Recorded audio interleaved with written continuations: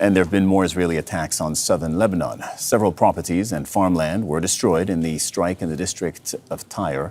Hezbollah in Lebanon and Israeli forces have been trading fire since the 8th of October last year. As an ally of Hamas, Hezbollah says its attacks on Israeli military sites are in support of Palestinians in Gaza. Israel has assassinated numerous senior Hezbollah commanders in recent months. It's escalated fears of a broader regional conflict. And in Israel, ambulance services are stocking up on blood supplies, and hazardous materials have been moved out of factories. The army there remains on high alert in the face of threatened retaliatory strikes on Israel by Iran and its allies in the region. This following the assassination of Hamas's political leader Ismail Haniyeh in Iran last week, a strike for which Tehran has vowed revenge. Well, joining us on set to discuss this is Ibrahim Freihat, Associate Professor of Conflict Resolution at the Doha Institute. It's good to have you with us. Thank you. The U.S., Russia, other actors want to avoid a major regional war, and they've been active, right, behind the scenes to try and avoid this. How much leverage do they actually have? Is it within their power to avoid a regional war at this stage?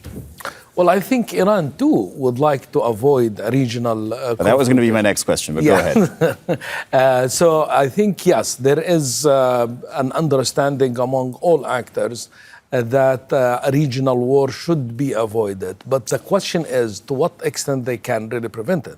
Because regional wars cannot always be developed in terms of a political decision that, okay, we want to go for a regional war.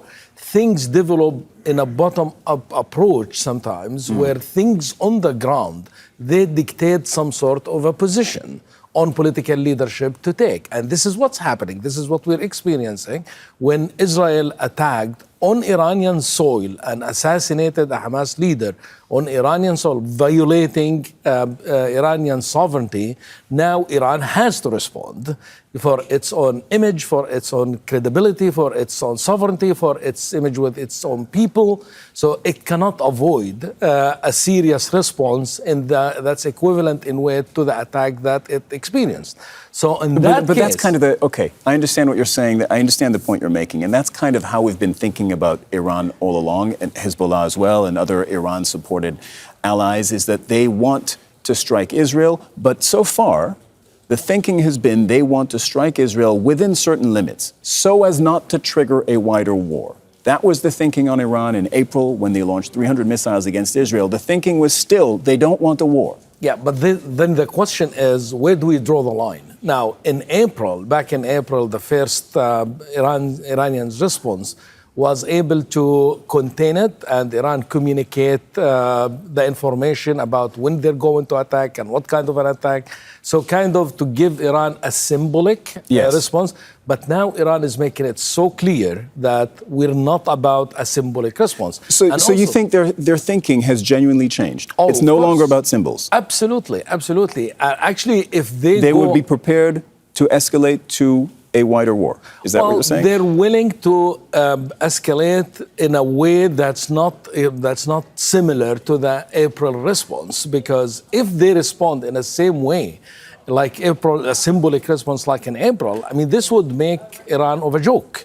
Is that you're violated, you're assassinated leaders on your own soil, and you're just using the same tactic of symbolic. So the symbolic response is invalid at this point because of the kind and the nature of attack that Israel conducted on Iranian soil. So that's why Iranian officials across the board, they made it so clear that we're not about symbolic response. That's a response that has to hurt and a response that has to be in nature equivalent to the attack that we encountered. And that's what's expected of Iran at this point. And Iran has to be up to that expectations in order to maintain its image and its credibility and the credibility of its own threats. How do you read, I want to ask you then, how you read the public messaging, public and private messaging that we're seeing? We are seeing Hezbollah message by way of press, not directly, that they might actually target civilians in Tel Aviv.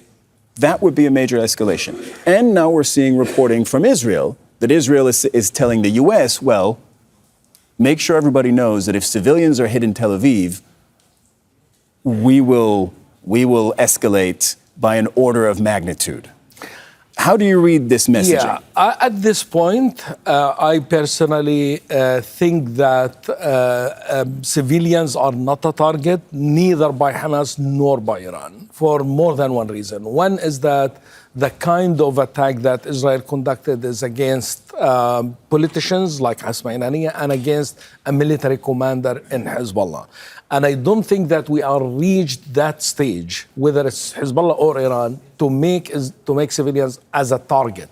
Now, the risk is that the collateral damage is that whether if Israel, and that's what I meant by a bottom-up approach, that from the field, developments on the ground, if Hezbollah attacks in a way that by mistake it hit killed large number of civilians, then Israel, of course, will have to respond in this case. And the other factor I would like also to point out here is that there is a serious Russian also pressure on Iran to avoid in any response civilian casualties in such an attack, whether intentional or unintentional. I don't think intentional is on the table, not by Iran, not by Hamas, but Hezbollah. But the question is again whether they can avoid it, because once you hit these missiles, right, there is also a margin of error that you don't know where they're going to go. So in that case, if we end up with large number of casualties, then Israel will have to respond. And then we are talking about regional war as a serious possibility in this case. Understood. Ibrahim Farhat, great to get your review on this morning. Thank you. Thank you. Make sure to subscribe to our channel to get the latest news from Al Jazeera.